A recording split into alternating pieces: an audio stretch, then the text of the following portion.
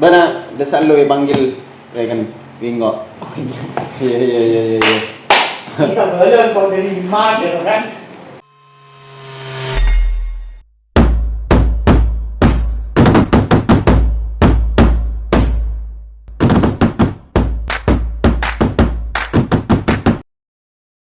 Oke, what's up bro? Salam hormat, salam kenal lagi bersama saya Fatul Bunyaga. Di sini saya kedatangan tamu, sahabat saya dari daerah. Dia di sini juga merantau dan hari ini kayaknya dia juga melanjutkan program studi pasca sarjana di Jakarta. Ya, kita tunggu aja orangnya, ini dia. Selamat datang. Baru kali ini saya ketemu dengan dia ya. Setelah beberapa bulan katanya dia ada di Jakarta, tapi kita jarang ketemu. Dan kemarin dia kontak saya juga lagi melanjutkan program studi. Bener ya? Iya dong. Oh gitu ya. Apa yang memotivasi ini? Mungkin pertanyaan awal ya. Oh gitu. Saya tanyakan ini, apa motivasinya itu datang ke ibu kota gitu loh? Karena ibu kota ini saya pikir tumpukan dari pemikiran proklamator bangsa ini.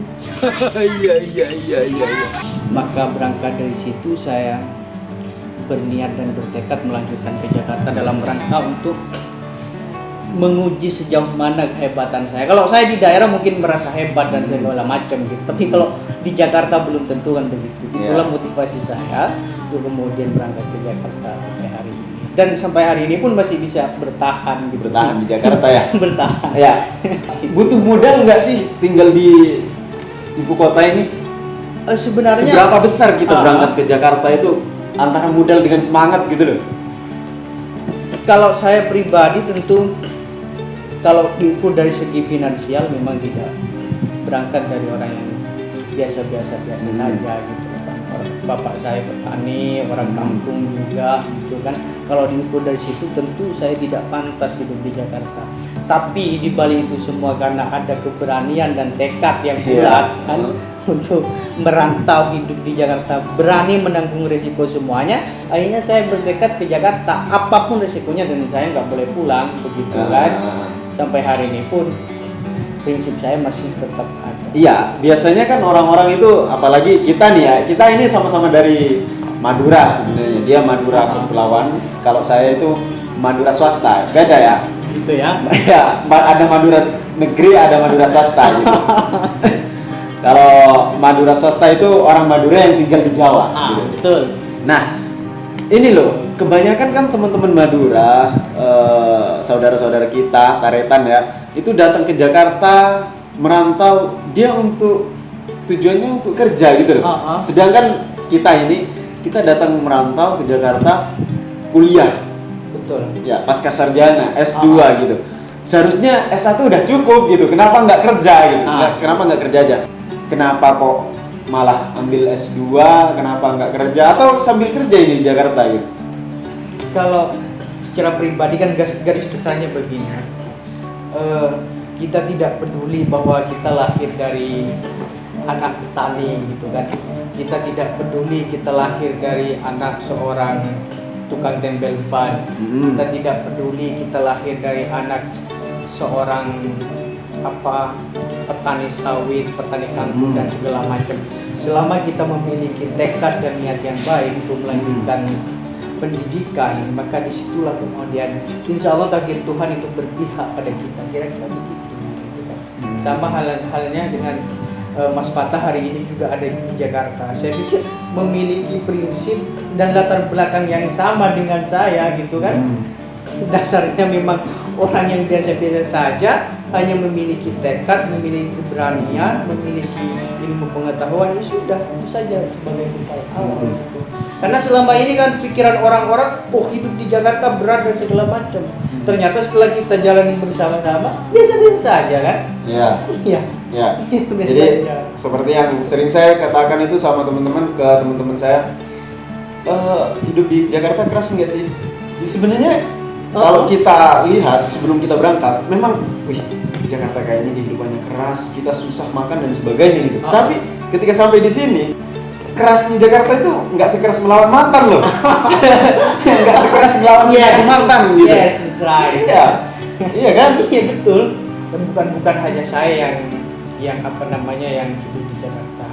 Mas Pate juga kan hidup di Jakarta. Kira-kira kalau saya balik tanya gitu, apa motivasinya sampai hari ini? Apa hidup di Jakarta bahkan hampir selesai pasca sarjana, kira-kira begitu Iya. kan? Hampir selesai gitu Iya. kan? Orang-orang tentu bertanya-tanya gitu, apa latar belakangnya, apa pekerjaannya gitu, Mas Pate sehingga kemudian bisa untuk yang sebentar lagi mau wisuda pasca sarjana ya kan? Kalau saya masih tahun depan wisudanya, kira-kira apa? Tujuan saya tidak lain hanya untuk apa ya, mencari ilmu, memperbanyak relasi itu. Kemudian kenapa saya tetap bertahan di sini? Prinsip saya satu, orang mau mabuk aja kadang nggak punya uang, tapi mereka tetap bisa mabuk gitu. Apalagi orang yang punya niat baik gitu loh, masa nggak dikasih sama Tuhan gitu. Nah, prinsip itu yang saya pegang, yang kemudian hari ini saya tetap bisa bertahan di Jakarta gitu kan. Apa saja yang saya lakukan selama di Jakarta sebenarnya gitu. Saya banyak yang saya lakukan. Nah, apa coba kira-kira? Ya, saya itu dulu pernah ini, Mas Kuri, pernah jualan. Saya jualan susu, jualan kopi, itu saya lakuin demi apa ya, membiayai kuliah saya. Gitu. Betul. Jual semuanya saya jual itu, termasuk cuma bukan mantan ya yang saya jual ya. Kalau Mas Puri ini ke saya itu apa aja yang kita bisa jual aja, termasuk mantan kata dia gitu. Ya kita sering komunikasi ya. Ya apa saja yang bisa menghidupi kita itu kita lakuin gitu. Selama itu baik ya. Kita bukan memandang itu halal atau haram, tapi baik atau enggak, buat kita nyaman apa enggak gitu.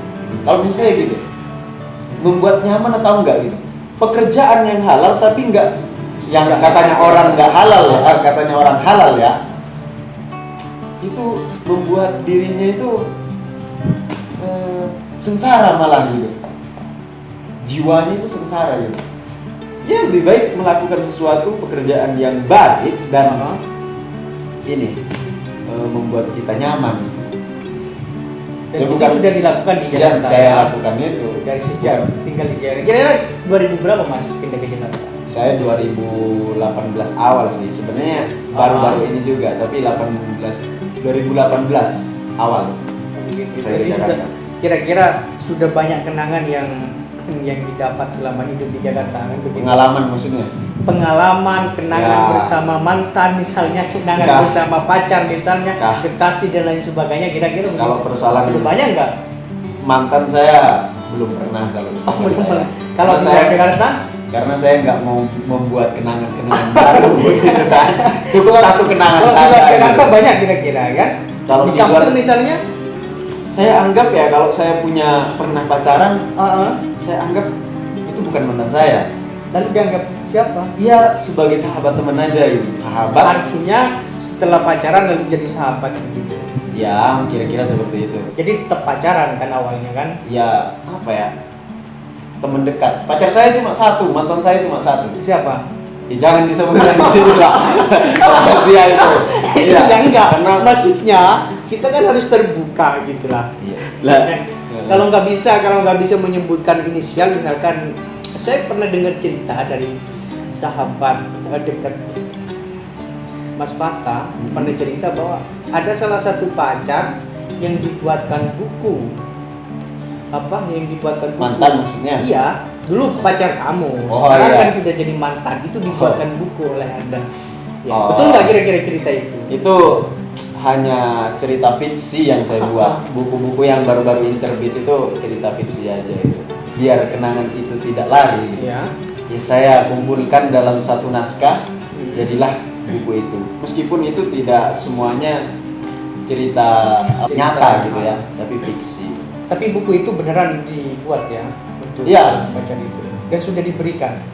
Oh, kalau itu rahasia. Buku yang sampean maksud itu Iya.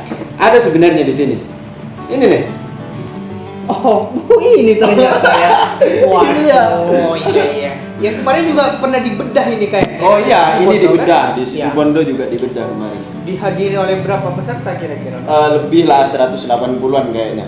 Berarti banyak yang 180 antusias apa kira-kira 100 begitu orang ya? gitu. Berarti Iya. yang peserta yang hadir semuanya memiliki kenangan dengan mantan. Iya, kira-kira gitu. Bukan karena penulisnya ini Betul. terkenal, tapi mereka mau dengerin curhatan Ah. ini gimana kenangan mantan kayak apa gitu mungkin ya. Iya. Oh begitu ya. Iya. Kira-kira begitu kan. Nah. Sudah berapa bulan kuliah? Sudah lama. Mungkin semester 2 kan. Semester 2. Ambil jurusan Ya tetap Mas linear Mas jurusan hukum di kampus? di kampus Universitas Pancasila. Ya, terlepas dari itu. Ini pertanyaannya serius ini. Iya. Kapan nikah? Ini usianya udah Itu usianya dia ya. udah, nggak bisa. Nanti malah nggak produktif lagi. Betul, saya sepakat itu. Kalau saya secara pribadi, saya akan menikah itu setelah saya lulus S2. Dan itu wajib umumnya bagi saya menikah. Artinya lulus S2 saya 2021 lulus S2. Saya 2021 harus menikah. Kira-kira ada plan, ada rencana. Tapi kalau persoalan jodoh sudah Tuhan itu. Ya, idealnya itu menikah itu kan kalau cowok di usia 25 tahun. Betul. Kalau Terus, cewek 16 tahun kira-kira ya. Kira 17 lah. 17. Sekarang 17, sekarang 19. 19 Ya. iya. 19 Naik ya. berarti. Udah naik. Kenapa kok membuat ente nyaman gitu? Tetap sendirian. Ya, sama sih. Saya juga. Apa yang membuat Iya, nyaman iya, gitu iya, loh? gitu ya. Kenapa nggak cepet-cepet nikah aja? Atau ada pacar yang membuat nyaman gitu? Itu. Sebenarnya kalau dibilang sendiri itu nyaman enggak juga kan. Kadang ketika dalam suasana sedih, suasana yang cukup mencekam sendirian, harus butuh motivasi kira-kira kan begitu. Kadang ketidaknyamanan itu muncul dengan sendirinya bahwa saya kok butuh pendamping. Pikiran itu muncul gitu dalam kepala saya, pikiran muncul. Saya kok ini cepat nih sekali gitu kan. Ini cepat punya anak, ini cepat punya macam-macam lah pokoknya lah kira-kira begitu kan. Itu pasti dialami semua orang, bukan hanya saya yang mengalami itu. Yang namanya sendiri itu pasti tidak enak. Tetapi sendiri itu kan pilihan, Mas. Kan? Pilihan bahwa dia mau sendiri yang pertama, kemudian yang kedua memang dia tidak laku kira-kira. Ya kan? Seperti kita ini laku enggak kira-kira? Ya, kalau saya sih menjawab pertanyaan itu laku. Oh laku. Iya. Berarti Mas Fatah sampai hari ini udah punya pacar gitu. Laku itu bukan persoalan punya pacar atau enggaknya. Terus gimana? Tapi ada nggak orang-orang yang deket dengan kita gitu? Meskipun nggak kita jadikan pacar, tapi deket. Dan kalau misalkan dia diajak nikah pasti mau gitu. Sebenarnya banyak. Oh, banyak. Iya, bukan karena nggak laku. Itu sendiri karena pilihan. Betul. Ya, saya punya banyak. Misalkan saya punya banyak teman-teman cewek nih. Nah, saya bisa ngajak makan mereka. Saya bisa ngajak minum dia, bukan minum ini ya, ke kafe, kemana, kencan gitu kan, mereka gitu. Terus ketika sudah beristri, ya kita terbatas sendiri. Artinya orang yang memilih beristri, dia sudah nggak mampu memberikan makan wanita-wanita banyak gitu loh. Kayak gitu. Kira-kira begitu. Kira-kira begitu. Iya, kalau sudah beristri itu sudah nggak punya mental buat ngajak kencan-kencan beberapa wanita itu. Tapi bicara wanita ini ya menarik soalnya bicara wanita. Iya menarik. Kalau pandangan ente itu kira-kira wanita itu harus seperti apakan? Harus dipacarin atau harus dinikahin gitu? Saya pikir semua tujuan wanita itu maunya dinikahi. Itu yang pertama kan. Tetapi mau sampai ke sana butuh proses yang panjang dan luar biasa. Di mana tantangan, peluang, rintangan dan segala macam itu pasti ada. Nah, itu tidak mudah dan Saya pikir semua orang mengalami itu. Saya pun juga mengalami seperti itu gitu. Itu yang wanita yang pertama pasti minta menikah. Kamu kapan mau lamar saya? Kira-kira gitu. Kalau sudah lama pacaran misalnya seperti 5 tahun, 3 tahun, ayo segera lamar saya dan segala macam. Kalau memang punya niat baik gitu kan. Tapi selama ini yang belum membuktikan itu hanya mungkin dari sebanyak laki-laki yang ada di dunia ini yang belum membuktikan bahwa serius itu pada wanita ya hanya kita ya kan? Saya juga nggak serius sama wanita gitu. Nggak serius dalam artian dia tidak berani, kita tidak berani melamar dia. Kalau memang serius ya harus dilamar dong, apapun konsekuensi dan risikonya. Tapi kadang kira-kira begitu. Tapi kadang ada juga cewek yang nggak mau dilamar. Bukan nggak mau dilamar, cewek itu ya kita pacaran, terus ketika kita mau lamar dia masih membatasi diri, misalkan dia masih mau melanjutkan S2 dan sebagainya, alasannya seperti itu dan sebagainya gitu. Tapi dia tetap nyaman pacaran dengan kita gitu. Oh iya. Nah, yang jadi persoalan ini ya kita sebagai cowok yang nggak munafik ya, mungkin kita sudah sering pacaran. Betul. Dan kenapa cewek ini kok mau itu loh? Pacaran mau gitu. Maksudnya pacaran is oke, tapi kok mau dicium gitu loh. Gitu loh. Nah, ini kan kebodohan yang dipelihara sama cewek-cewek gitu sebenarnya menurut saya sih. Sebenarnya wanita itu kuncinya hanya satu. Wanita itu luluh karena adanya bahasa yang romantis. Itu kuncinya. Jadi keluluhan itu menimbulkan kasih sayang yang berlebihan pada kita. Cobalah kalau soal merayu wanita, saya pikir Mas Fatah nggak usah diajari, ya kan? Bagaimana cara menaklukkan hati perempuan, ya kan, dan segala macam dengan tipu daya muslihatnya nggak usah diajari. Sama juga dengan laki-laki yang lain. Ya. Kalau saya mungkin tidak begitu paham soal itu, kan? Nah, oleh karena itu kehadiran wanita itu kan memang untuk memperbanyak keturunan pada dasarnya. Caranya untuk memperbanyak keturunan ya harus dinikahi misalnya. Persoalan bisa mereka mau dicium, mau dipeluk dan lain sebagainya mungkin sebagai salah satu bentuk dari bagian cinta. Dia ingin menunjukkan cara dia berpacaran romantis misalnya di depan banyak orang. Bisa saja. Saya juga sering kali melihat kan di kafe-kafe ketika seorang itu dengan pacarnya pelukan, ciuman. Saya pikir itu sudah lumrah kalau tapi padahal statusnya masih pacaran. Iya. Apalagi kalau belum nikah kan begitu. Tapi begini lagi kan. Iya kalau jadi sama dia. Nah, kalau nggak jadi sama dia, terus jadi sama yang lain. Nah, ini kan kalau masalahnya kalau saya nikahin sisa-sisa ceweknya Mas Kuri ini kan bahaya itu. Jadi harusnya kan mereka mikir gitu loh. Makanya sampai per hari ini ya, saya itu misalkan ditanya status oleh teman-teman bahkan sahabat-sahabat dekat, kenapa tidak pernah upload foto wanita bersama dengan wanita? Apakah kamu tidak laku mas atau dan sebagainya, gitu kan? Saya berpikir seperti itu tadi.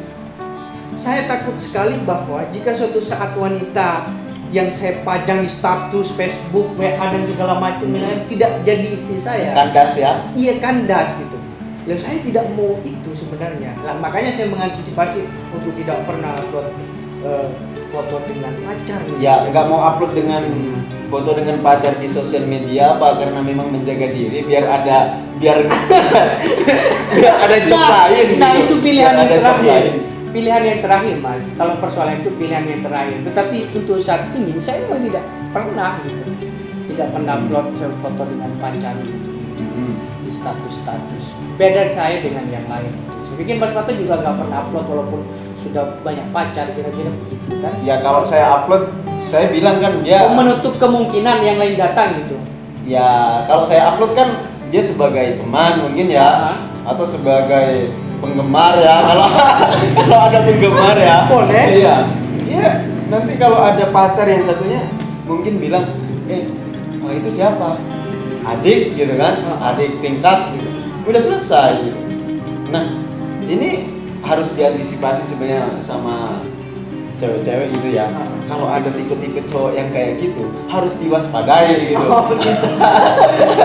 Bahaya juga itu. Nah betul itu. Mas, kenapa kamu nggak mau apa namanya sharing posting-posting foto bareng sama saya gitu? Itu ini nunggu kita nikah aja.